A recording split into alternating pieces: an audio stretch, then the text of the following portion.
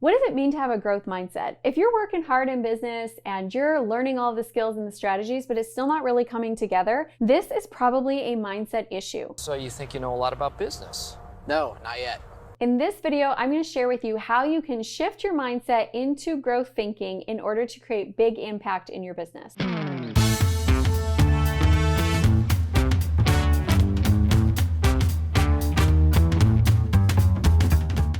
I'm Amy Walker, small business strategist, and I have helped hundreds of small business owners and entrepreneurs be able to create 6- and 7-figure businesses, and I know that you can do it too. In this video, we're going to talk about the difference between the growth mindset, the maintenance mindset, and the scarcity mindset so you can understand which one you're in and how to shift out of it. I'm going to give you some of my favorite mindset tools. And I'm going to share with you at the end, when I realize that it is my mindset working against me, how I shift back into growth mindset so that I can achieve more results with more ease and grace. How would you do that?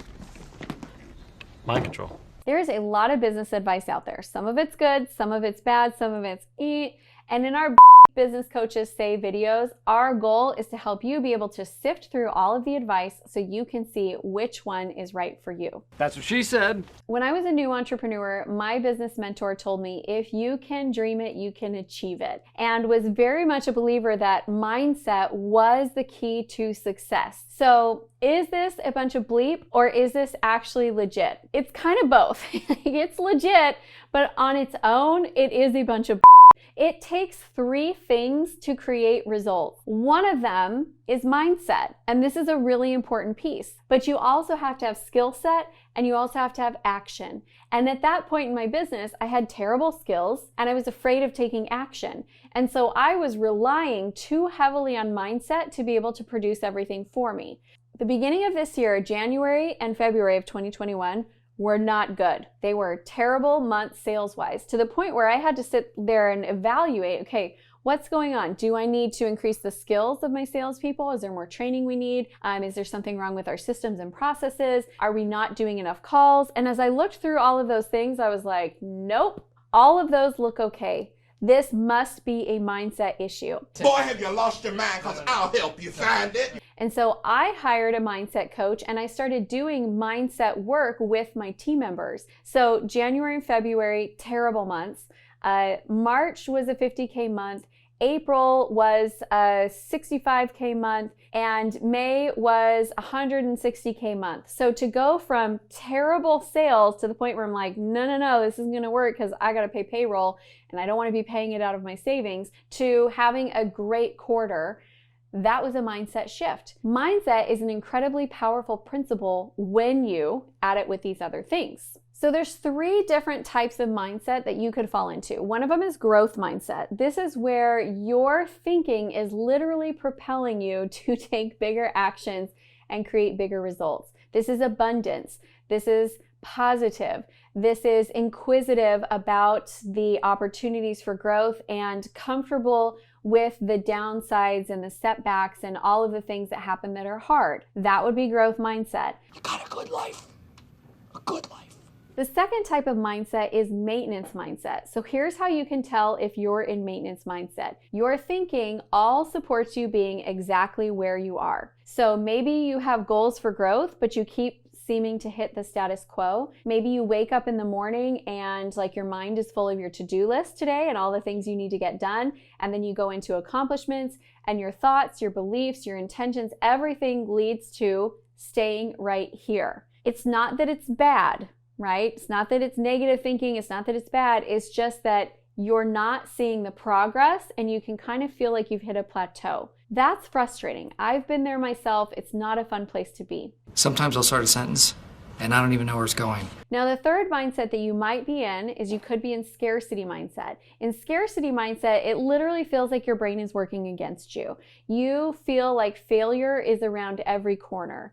You sometimes will, for no apparent reason, feel like you can't breathe because you're worried everything is going to fall apart and everything is going to fail and there won't be enough. Whether it's there won't be enough time or there won't be enough money or you're not smart enough, but that fear of not enough is a really good indicator of scarcity mindset. I'm sure you're scared. Probably in debt. So let me share with you some of my favorite mindset tools in order to help you move up those levels and into growth mindset. Number one, this is a tool I learned from my friend Allison Larson. Before you go to bed at night, ask yourself a positive question like, how can I consistently achieve six-figure months? And then when you wake up in the morning, you listen to what is the intuition or inspiration and the new ideas, and then you pursue those ideas and you align your efforts in that new direction. Does that make me their doctor? Yes. My second mindset tool that I love to do is capture negative thoughts and reframe them into positive thoughts or positive questions. So if I have a negative thought like, no one is ever going to watch this video, I can reframe that into a question. What can I do to help as many people as possible watch this video? Or I can frame it into a positive statement.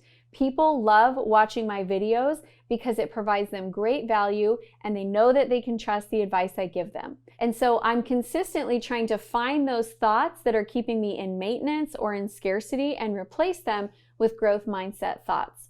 Right? That's rule number 2. My last tip for you is if you really want to go into growth mindset, you've got to be willing to let go of the comfort zone. One of my favorite quotes is that life begins at the edge of your comfort zone. Embrace the uncertainty, embrace the newness, and embrace the progress that you're going to make. Now, even though I do my best to stay in growth mindset, there are moments when I realize like, ooh, I have fallen out of it. It's usually an emotional response. I will start to feel stressed. I will start to feel overwhelmed. I will start to feel scared. Any negative emotions are a result that my mindset has shifted because your thoughts lead to your emotions, which lead to your actions, which create your results. So if I am feeling a certain way, that means my thinking has shifted and I need to go and adjust the thoughts so that the emotions can adjust. Otherwise, if you don't catch it, you'll find yourself only realizing when you've created negative, bad results or results that just simply don't add up to what you wanted. So if you can catch it in the emotional place, you can make that adjustment happen really quickly. Just make a decision. I am committed, excited, and invested in you hitting your business goals. And so I've got 2 gifts for you today. One is I'd love for you to go check out my video on why focus on your strengths. If you've ever heard the advice, just focus on your strengths, you might be wondering, is that good advice? Is that bad advice? How should that show up in my business? Go check out the video and you're gonna get some great insights. And second, I would love to offer you my sales and marketing GPS. You take a 10-minute survey and tell us about where your sales and marketing is, and then my team and I customize an improvement plan for you, and we'll even review it with you so you know exactly what you need to be doing to hit your sales and marketing goals. Thank you so much for being here. I appreciate your support of the channel. I hate to see you go, but I love to watch you leave because I know you're gonna go get to work and do some amazing things, and while you're at it, go check out the next video.